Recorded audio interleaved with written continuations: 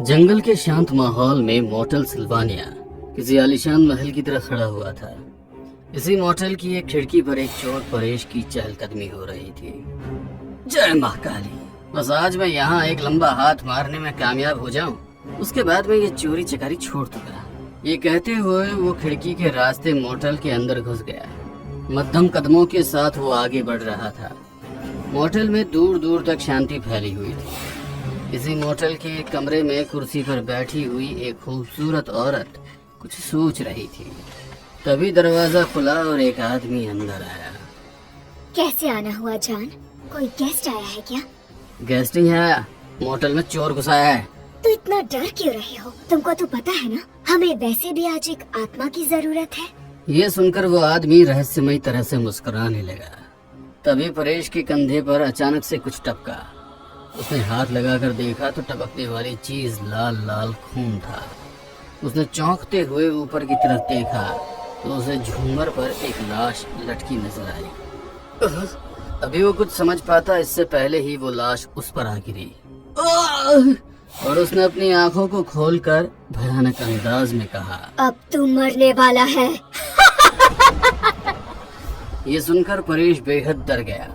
उसने जिंदा हो चुकी उस लाश को एक तरफ धकेल दिया और खिड़की से बाहर कूदने ही वाला था। तभी उस भूतनी ने परेश के बाल पकड़े और उसे एक कमरे में उड़ा ले गई। हो गया काम, आज तो कोई मेहनत भी नहीं करनी पड़ी। ये कहकर वो दोनों ही शैतानी अंदाज में हंसने लगे। ये रात के तकरीबन 10 बजे का वक्त था। विवेक अपने परिवार के साथ गाजियाबाद से ऋषिकेश जाने के लिए निकला ही था। विवेक, आगे कोई होटल या रेस्टोरेंट आएगा भी या नहीं? बताओ, और कितनी देर तक भूखा मरने वाले हैं हम? अरे यार, इतना क्यों परेशान हो रही हो? कोई ना कोई गेस्ट हाउस जरूर मिल जाएगा।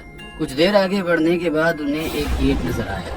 मोटल सिल्वानिया, अरे वाह, ये तो काफी अच्छा दिख रहा है। विवेक ने गाड़ी गेट के अंदर ले ली और ये सभी मोटल के अंदर पहुंचे। रिसेप्शन पर इन्हें वही आदमी रणवीर बैठा नजर आया। हमें एक कमरा चाहिए। ये रहा मेरा आईडी कार्ड, इसकी जरूरत नहीं है, बस आप अपना नाम बता दीजिए। अजीब बात है। ठीक है, मेरा नाम है विवेक शर्मा, मैं अभी आपको आपके रूम की चाबी दे देता हूँ। तभी वहाँ पर वही खूबसूरत औरत पूर्णिमा आ गई। आज तो हमारे मोटेल में स्पेशल गेस्ट आए हैं। उसने संजू की तरफ देखते हुए कहा, स्पेशल गेस्ट मतलब आज से पहले यहाँ आपके जैसा कोई परिवार नहीं ठहरा जिसका मेंबर इतना प्यारा बच्चा हो।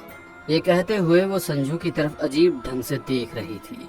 मुझे खुशी है कि तुम यहाँ रुकने वाले पहले बच्चे हो। पूर्णिमा की बातें इन सभी को बहुत अजीब लग रही थी। रणवीर ने इनको एक चाबी दी और ये एक बड़े कमरे में आ गए जिसमें 2 बेड लगे हुए थे। अभी ये लोग बैठे ही थे कि तभी एक ट्रॉली के साथ रणवीर उनके कमरे में आया। आपके लिए डिनर, आप लोगों को भूख लगी होगी, है ना? अरे वाह, डिनर अच्छा हुआ आप ले आए अंकल। लेकिन हमने तो ऑर्डर किया ही नहीं था। हाँ, नहीं किया था, लेकिन फिर भी पूर्णिमा ने आपको खाना देने के लिए कहा है, इसीलिए मैं ले आया। इन सभी ने साथ में डिनर किया और उसके बाद विवेक संजना के साथ बेड पर चला गया और संजू और अवनी भी एक बेड पर लेट गए। कुछ देर बाद इन दोनों बच्चों को कोई हलचल सुनाई दी। दोनों ने खड़े होकर खिड़की से बाहर देखा तो लॉन में लगे हुए झूले पर उनको एक बच्चा बैठा हुआ नजर आया। अरे, मुझे लगा था यहाँ हमारे अलावा कोई नहीं है।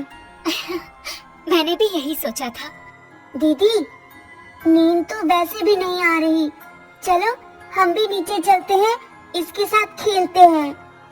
हाँ, ये ठीक है, चलो। ये दोनों अपने कमरे से निकले और अभी कुछ कदम बढ़ाए ही थे कि इन्हें टीवी के चलने की आवाज सुनाई दी। तो चलिए देखते हैं आज की ताजा खबर। अरे, ये टीवी कैसे ऑन है? यहाँ कोई नजर तो नहीं आ रहा। तभी अचानक टीवी में इन दोनों को वही झूले पर बैठे हुए बच्चे वाला दृश्य नजर आया। ये कैसे हो सकता है?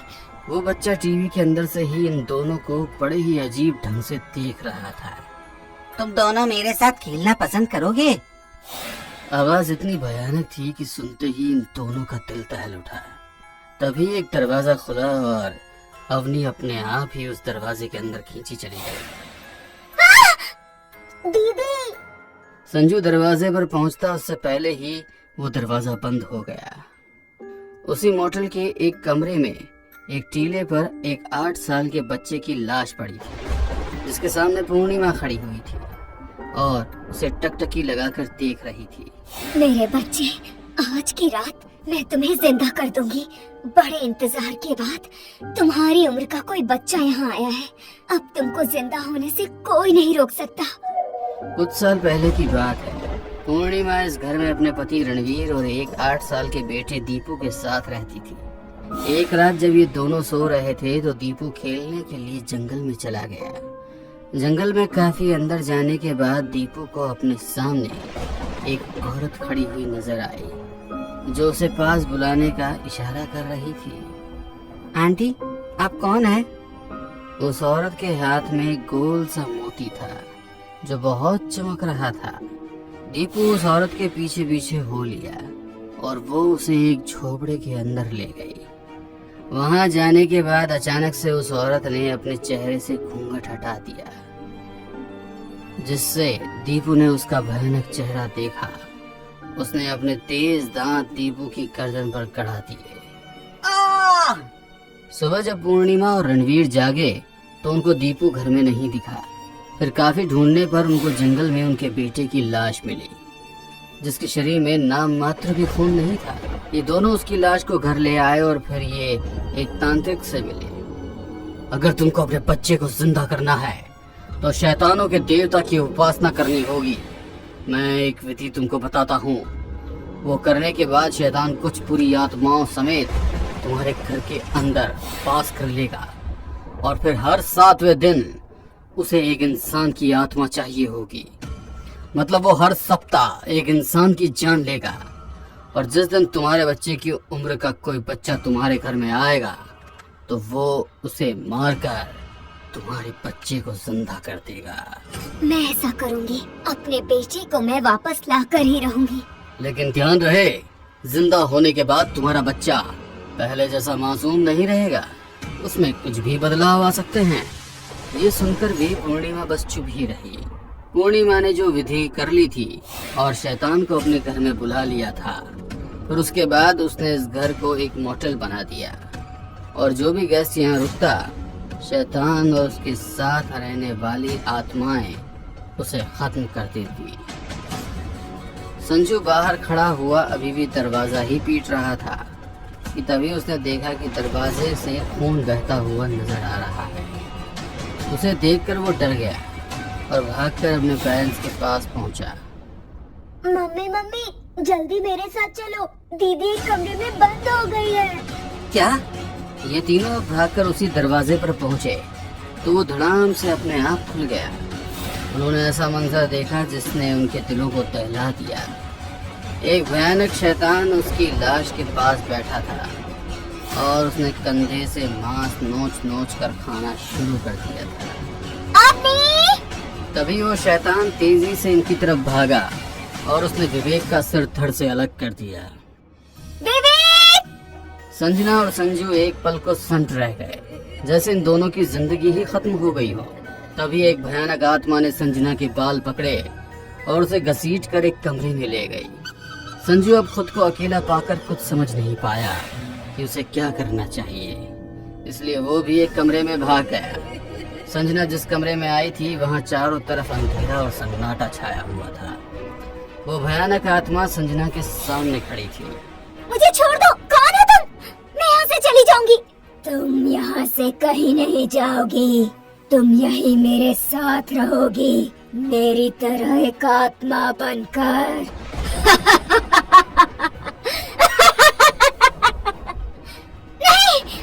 वो आत्मा संजना के करीब पहुंची और संजना की तेज चीख पूरे मोटेल में गूंज गई। रणवीर खुश होता हुआ पूर्णिमा के पास आया। अब सिर्फ वही बच्चा बचा है जिसकी जान जाते ही हमारा बच्चा जिंदा हो जाएगा। तो ठीक है, उस काम में अब हमें और देरी नहीं करनी चाहिए। अब ये दोनों ही उस कमरे में पहुंचे जहां पर संजू छिपा हुआ था। इन दोनों को देखते ही संजू पूर्णिमा से लिपट गया। आंटी आंटी, यहाँ पर एक बहुत भयानक आत्मा और शैतान है। उसने मम्मी पापा और दीदी सबको मार दिया। यह कहकर संजू जोर जोर से रोने लगा डरो मत बेटा, अब तुम्हारी सारी परेशानियां खत्म होने जा रही है। ये सुनकर संजू रोते रोते पूर्णिमा को गौर से देखने लगा। कुछ देर बाद संजू के हाथ और पैरों को बंधित करके रणवीर उसको अपनी गोद में उठाए हुए एक कमरे में ले गया। उस कमरे में एक टीले पर दीपू की लाश पड़ी थी। वहीं एक और टीला बना हुआ था जो खाली था। तभी वो शैतान भी वहां प्रकट हुआ और उसे देखकर संजू और ज्यादा डर गया। इसे यहाँ लिटा दो। ये सुनते ही रणवीर ने संजू को टीले पर लिटा दिया। उस शैतान ने अपने हाथ को हवा में उठाया तो उसके हाथ में एक खंजर आ गया। उसने वो खंजर संजू की गर्दन पर रखा और खच से उसकी गर्दन धड़ से अलग कर दी। संजू के खून के छींटे पूर्णिमा के चेहरे पर आकर गिरे। फिर उसने संजू की कटी गर्दन को बालों के बल पकड़कर उठाया और उसको ठीक दीपू की लाश के ऊपर पकड़ा। दीपू के मुंह पर खून टपकने लगा और शैतान मुंह ही मुंह मंत्र जाप करता रहा। जैसे ही उस खोपड़ी से आखिरी खून की बूंद दीपू के शरीर पर पड़ी, उसने आंखें खोल ली और खड़ा हो गया। मेरा बच्चा, मेरा दीपू। पूर्णिमा ने दीपू को गले से लगा लिया। वो शैतान और आत्माएं गायब हो गई और चारों तरफ सन्नाटा छा गया। अगली सुबह पूर्णिमा ने सबके लिए नाश्ता बनाया और सर्व किया, लेकिन दीपू ने उसे खाने से मना कर दिया। ये तो तुम्हारा फेवरेट फूड है दीपू, तुम खाते क्यों नहीं हो? नहीं, ये मेरा फेवरेट नहीं है। ये कहकर दीपू वहाँ से अपने कमरे में चला गया और उसने अंदर से कुंडी लगा ली। वो पूरे दिन अपने कमरे में ही बंद रहा और इसी तरह रात के 8 बज गए थे। दीपू इतना कैसे बदल सकता है? वो तो ऐसा था ही नहीं। ऐसा लग रहा है जैसे वो हमारा दीपू है ही नहीं। तभी सामने से उनको दीपू आता हुआ नजर आया।